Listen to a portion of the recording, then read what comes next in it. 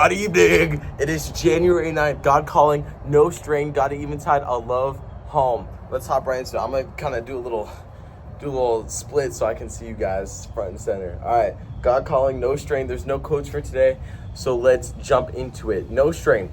Be calm. No matter what may befall you, rest in me. Be patient and let patience have her perfect work.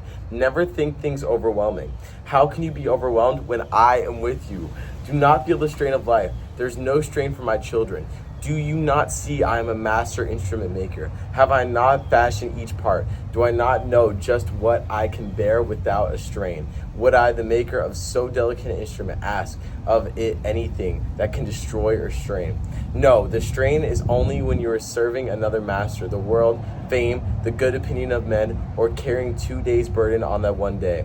Remember that it must not be. Oh my gosh, guys, I love this so much. So when I thought it said no strain, I thought it was gonna be like straining pasta. You gotta, filter out the bad from the good. But no, it's not that. I mean, it kind of is that. But it's talking about straining, kind of like when you stretch like a rubber band, right? You stretch a rubber band, you can only stretch it so far until it breaks, it snaps. That's basically God is saying, we do that to ourselves, right? We get upset or frustrated with ourselves because we're not able to accomplish the things we want to accomplish in that day or in this frame of time, or we make all these assumptions about how things are supposed to be, but it doesn't work out like that. Or we set goals and objectives, but those goals and objectives don't align with God, and then we beat ourselves up for that. But it says, be calm. No matter what may befall you, rest in me. Be patient and let patience have her work.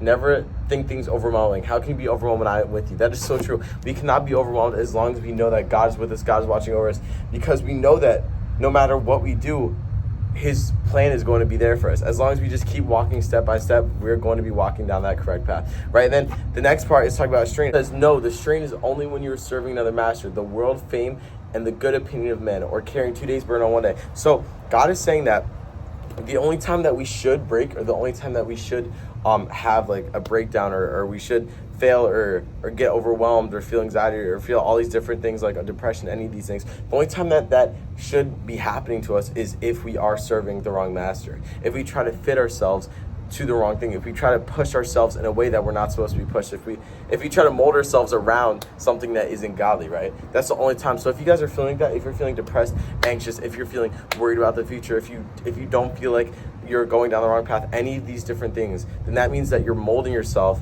you're straining yourself in the wrong direction. You're going horizontal, you're going left, you're going right, when you should be going up and down between you and God. You're being pushed the wrong way. And that it's simply saying that, which is just, it's such a cool way of looking at it, that if you try to worship money, boom, you're gonna be pushed that way, you're gonna snap. If you try to worship fame, you're gonna push that way, you're gonna snap. But if you worship God and you try to serve God, you're gonna be pushed the right way and you're going to be the right fit. Kind of like a screw, right? Like we're a little screw, we're trying to screw in the little screw, and then we're swapping out the heads, the tips, what are they called? The bolts or whatever. We're gonna keep going through the wrong ones until we eventually gets the right one. That right one's going to be God every single time. And if we are on a wrong one and it's not working, we're getting frustrated, then we know that we're not serving God and we're not doing what we're supposed to be doing. So it's all about how we mold ourselves, guys. Mold yourself to be serving God and nothing else. That's just such an amazing line. No, the strain is only when you're serving another master. The world, fame, the good opinion of men, are carrying 2 days' burden on the one day. So if you guys have any of these these bad feelings in you, if you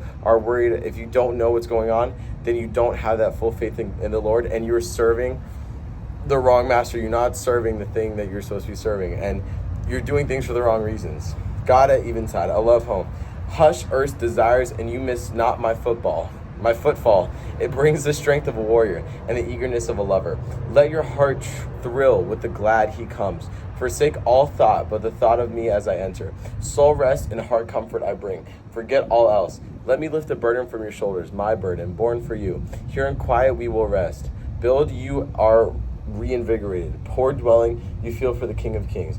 Yet I see your home of love as love has made it. I come from locked doors, where youth is trying to live without me, where old age ever refusing to answer my pleading and knocking, now hears me no more, and sits silent and alone. Comfort me, my children. Make your heart a love home for the man of sorrows, still so often despised and rejected of men. Yet I would turn their sorrow into joy. So a love home. So right here, it is saying that we have to make our bodies, like, you know, people say treat your body like a temple, right? You are what you eat. That's the same thing spiritually and emotionally. What you see, what you ingest, what you feed your soul is going to be reflected in you as a person, and in your belief system, in how you feel about the world. So if you have, if like just like people who come from an abusive home or abusive background, it's easier for them to carry that on to the next generation, because that's what they're used to. That's how they grew up.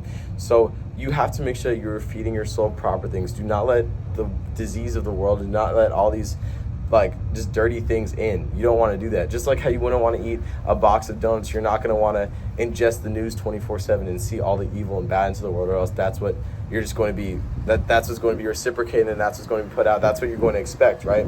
Like, it's easy for us, if we get hurt as people, right? If someone lies to us, it's easy for us to go and think, okay, all people are liars. But no, just that one person's a liar. That one person is mean. That one person is angry. The whole world isn't like that. So we have to really be able to just keep our temple and keep our soul pure, because this world is a very dirty place, and it's going to be easy to, you know, get our home messed up, to let these things in, come into our home, mess it up, make everything dirty, you know, jump on the couch, eat wherever they want, put their feet on your pillows. Like, who likes that? No one likes when people put their foot on their pillows. So don't let the world put their foot on your spiritual pillows.